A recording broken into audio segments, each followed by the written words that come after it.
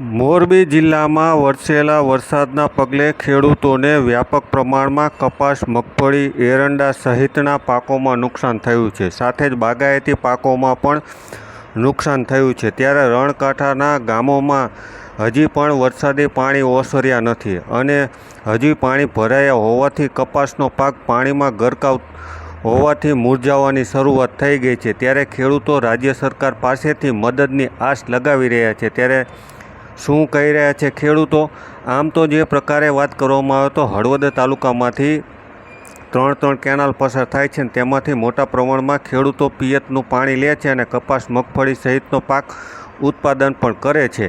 પરંતુ માળિયા branch canal હોય, Morbi branch હોય કે ધાંગધ્રા બ્રાન્ચ કેનાલ હોય, આ ત્રણેય કેનાલ પાસેથી પાણીનો યોગ્ય નિકાલ નહીં હોવાથી ખેડૂતોનો વર્ષોથી પાણીમાં પાક ગરકાવ રહે છે અને તેનાથી ખેડૂતોને મોટા પાયે નુકસાન પણ થતું હોય છે. ત્યારે રાજ્ય સરકાર દ્વારા કેનાલની બાજુમાં યોગ્ય સફાઈ કરે તો પાણીનો યોગ્ય નિકાલ પણ થઈ શકે અને ખેડૂતોનો પાક પણ બચી શકે. ત્યારે હળવદ તાલુકાના વિવિધ વિસ્તારોમાં હજુ પણ કપાસ અને મગફળીનો પાણીમાં પાક ગરકાવ જોવા મળે છે. ત્યારે જુઓ આખો વિડીયો કયા પ્રકારે કપાસ અને મગફળી સહિતનો અલગ અલગ વિસ્તારોમાં પાણીમાં પાક ગરકાવ છે અને સાથે જ ખેડૂત પણ શું કહી રહ્યા છે. આવો સાંભળીએ બંનેને.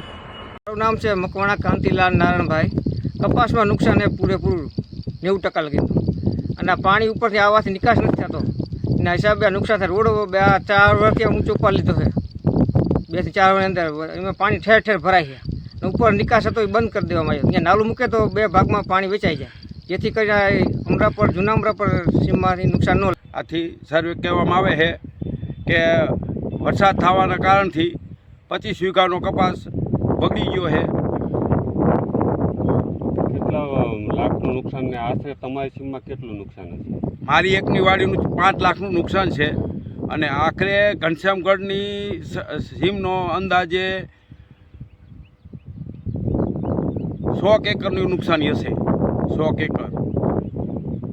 રાજ્ય સરકાર પાસે શું અપેક્ષા રાખો? રાજ્ય સરકાર અમને સહાય કરે એવી અપેક્ષા.